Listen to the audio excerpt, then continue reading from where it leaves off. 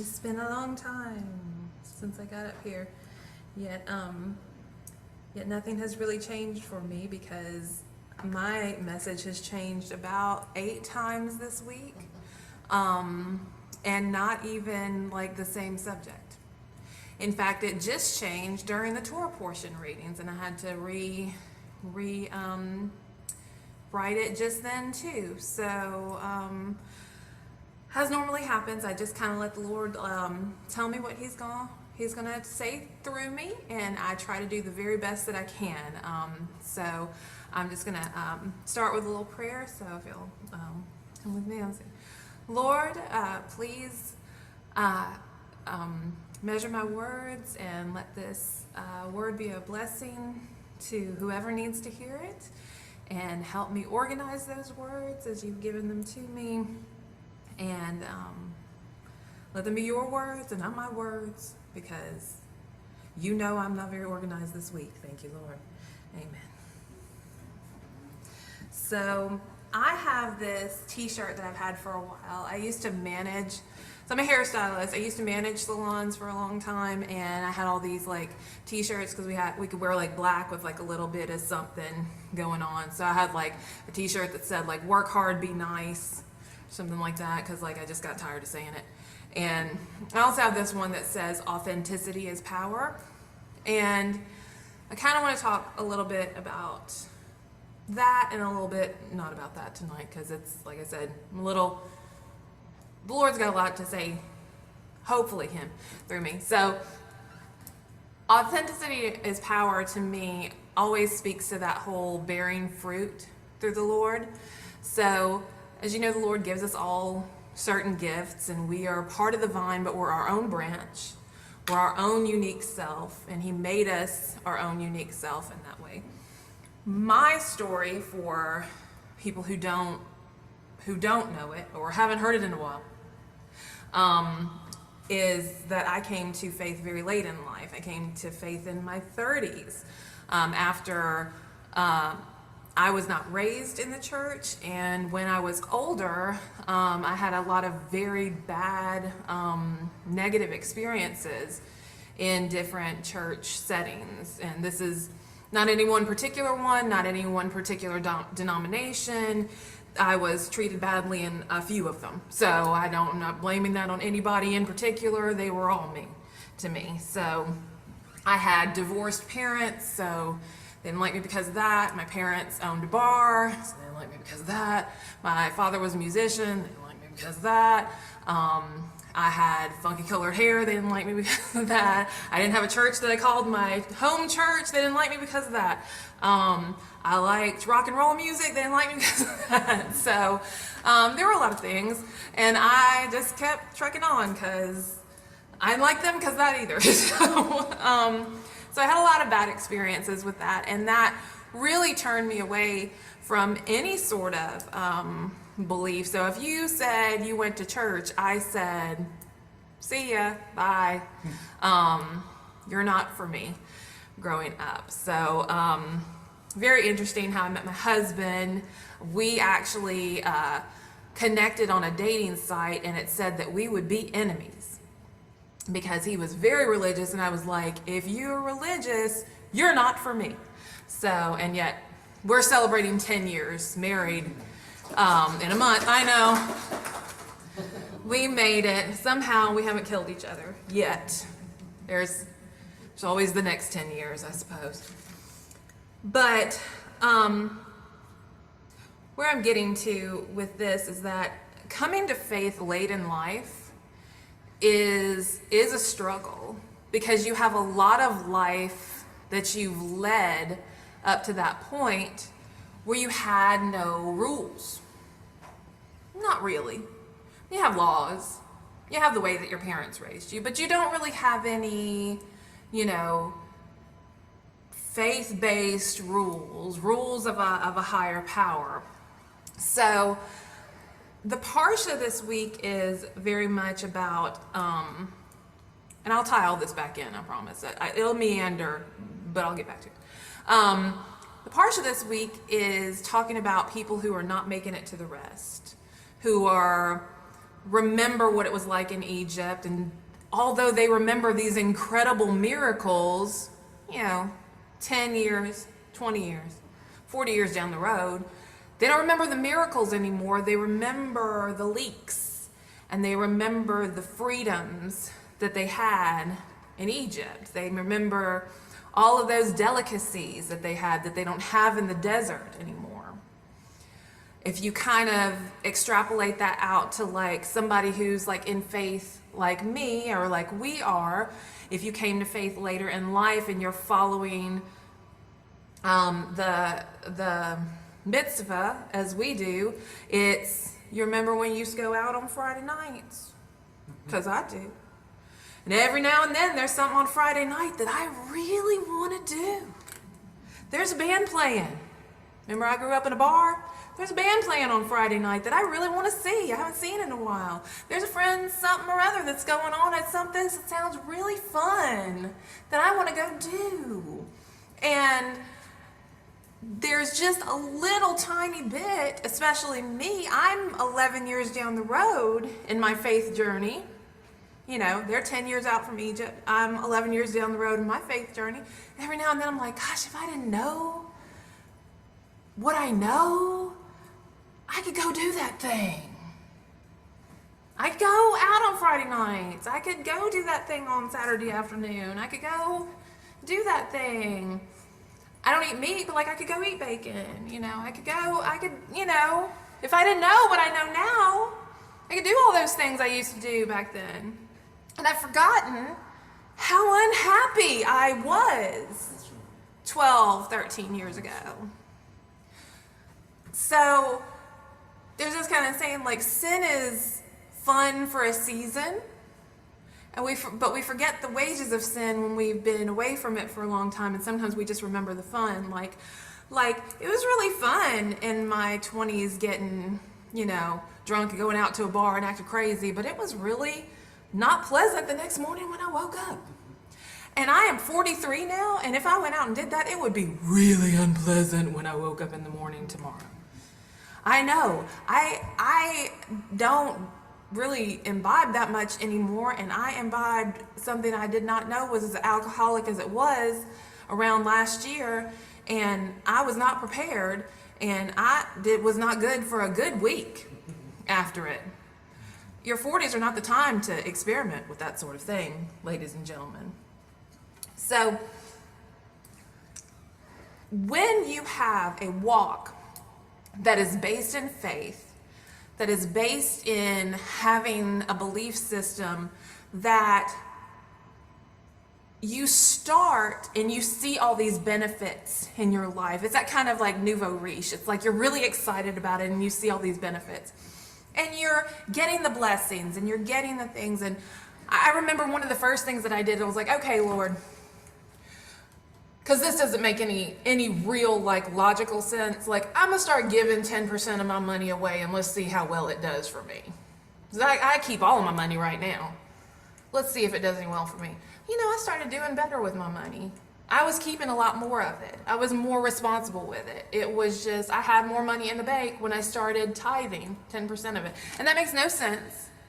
I'm not one of those people who's I was one of those people who's definitely all these people who are asking for money for Jesus. Jesus don't need no money, thank you very much. But when I started tithing and giving to charity and doing that sort of thing, I found that I was more responsible. I kept more of the 90% than I kept of the 100%. I just did. And I was like, okay, Lord, let's see what you do when I start doing other things. And I found that all the other things, when I was following those rules, I was getting blessings back and my life was improving. Little by little, step by step. And that they walked out in logic in my life. I'm a logic person. I like to see examples. I'm also a lazy person. So if I'm not getting results, you're not getting me. If I'm doing a weight loss thing, I better see some pounds come off soon, or I'm gonna eat my popsicle, okay? When I say popsicle for, I'm talking about ice cream. We're not talking about no popsicle. So I need to see results. So you're seeing all of that, and you're seeing all of that new because you just came from not having any blessings to having blessings. So you've got that to compare it to. Then 5, 10 years go down the road and you've been walking it, and now it's just kind of what you're walking in all the time. And then you start wanting those leaks. You start wanting that bacon again. You start thinking about those things that you used to enjoy that you kind of miss. But you forget how blessed you are now is in comparison to then. And to me, that's what this kind of parsha speaks about. Now, that being said, the way that we walk it out doesn't look the same on every person. Those are the different branches of that tree. The mitzvah and the walking it out and the following the commandments are that tree. We're all part of that tree and we're walking it out the same way. What it helps do is to narrow our pathway, so when I'm looking at 15 choices of things that I could do, I can cut out all the stuff that is on Friday night. Right? Can't do all that stuff. Saves me a bunch of money. I'll tell you that right now. And also makes me really appreciate the things that I get to do on other nights, or the things that are okay for me to do. I get to take some things off of my plate. I get to say, when I have a week like I've had, like this week, I've played a lot of roles this week. I have been mother to a wild thing that y'all have seen, and a very polite young gentleman, so duality. I have been a business owner. I have been a substitute teacher. I get to be a model on Sunday, hello. And I get to be a master colorist. I get to be a therapist, and I get to be a few more things, and a speaker this evening. So I don't need another role to play. So tomorrow, I get to rest. I get to just be a member of a family. That's all I get to be. Still get to be a mom of a wild Indian. That's just part of it. But that was not worded well. I still get to be the mother of a wild child. But I get to rest. I get to say, if anybody else wants me to play any more roles tomorrow, I get to say, no, that's Sabbath. I'm not going to do that. It gets to create a barrier for me. It gets to create a boundary for me where sometimes I'm not good at creating a boundary myself. I can have people ask me, can you do my hair this day? Can you do my hair this day? I'm like, yes, I can. I'm running my own business, so I'm, oh, is it a chance for more money? Yes, okay. Because I know some weeks when you're running your own business, me and my husband always talk about it because he's a clock in and out person, and my paycheck's the same every week person, and I'm a person who my paycheck might be this big this week and this big the next week. And that's just how it works. And so when the money's coming, I gotta get it.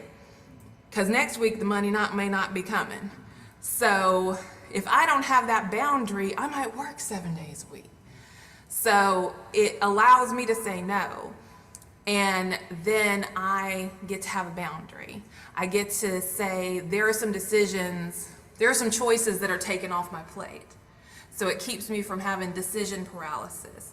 It keeps me from overextending myself.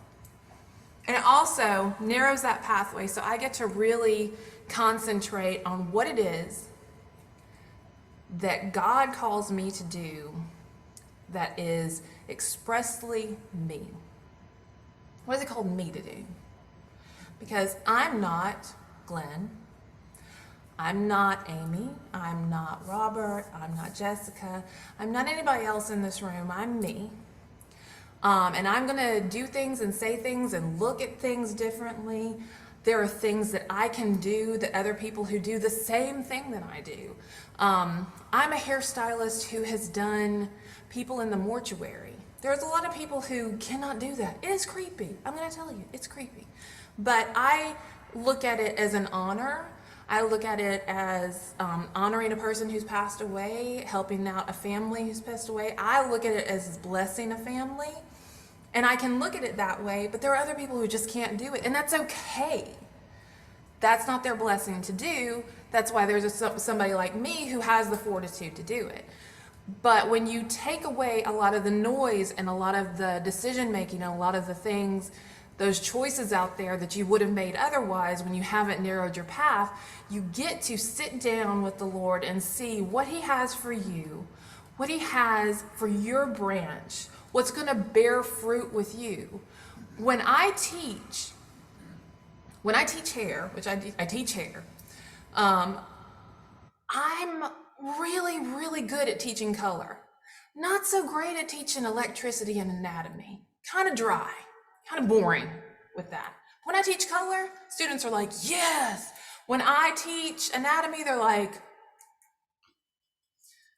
so that's not my area. I'm a color teacher. I'm a speaker. I'm not a dancer. You do not want me up here doing the hora. You don't want me up here on the dance team. I'm gonna step all over your feet. That's not my gift. I have tried in my walk in faith to do a lot of different things because I see other people doing it, and I so admire their gift.